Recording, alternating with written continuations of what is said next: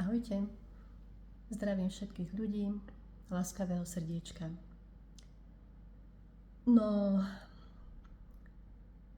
máme po Valentínovi a dnešným dňom, okrem toho, že je nov, prstencové zatmenie slnka, taktiež podľa čínskeho horoskopu vchádzame do roku ohnivého koňa. Takže Valentín. Ja osobne veľmi rada oslavujem všetky sviatky. Je to pre mňa niečo také milé.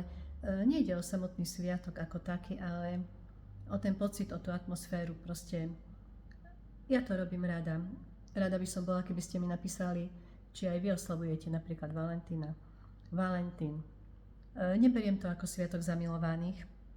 Aj napriek tomu, že históriu zrejme všetci poznáme, ako proste císar Claudius zakázal sa vojakom ženiť, lebo si myslel, že proste budú silnejší, čo sa týka boja, schopnejší. A jednoducho Valentín sobášil proste zamilované páry.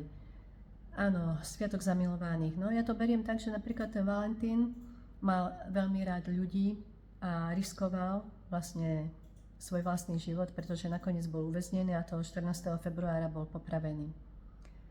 Takže ide o to, že ja som napríklad ho brala ten sviatok tak, že všetci, čo sa majú radi, si dajú nejakú drobnosť, pozornosť.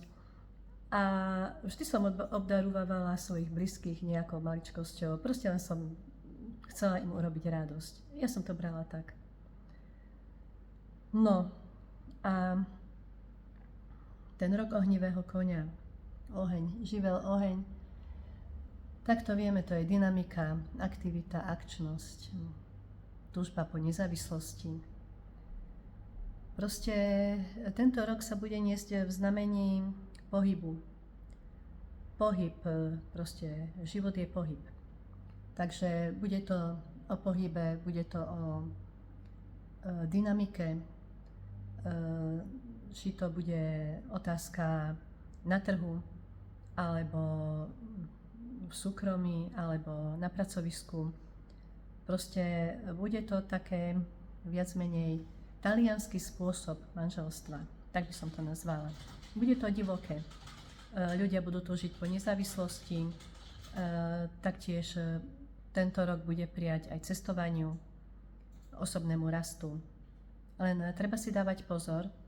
Ide o tom, áno, prinesie to dynamiku, prinesie to energiu tento rok, ale treba využiť tú správnu chvíľu, pretože tak, jak energia príde, tak môže rýchlo aj odísť. A dávajte si pozor hlavne na svoje rozhodnutia. Napríklad niekto si zmyslí, tak seknem s prácou, lebo jednoducho ma to nebaví. Tá energia ho môže nabádať k tomu, ale viete, ako rýchlo príde tá príležitosť, tak rýchlo môže odísť. Takže aby proste sme nepremeškali tie príležitosti, ale aby sme nerobili aj nejaké urýchlené rozhodnutia. Takže ja vám prajem, aby ste s tým ohnivým koňom sa dostali čo najďalej a aby vaše rozhodnutia boli čo najsprávnejšie. A keď sa vám chce, bola by som veľmi rada, keby ste mi napísali niečo o tých sviatkoch. Či naozaj odsudzujete úplne tie sviatky, lebo povedzme prišlo to zo západu, ako sa väčšinou hovorí aj o Halloweene, alebo jednoducho si urobíte nejaké príjemné romantické posedenie, nie kvôli sviatku, ale kvôli tomu pocitu, kvôli navodeniu atmosféry a tak. Takže ja vám posielam veľa lásky s Valentínom a veľa energie s ohnivým koňom. Pa, pa.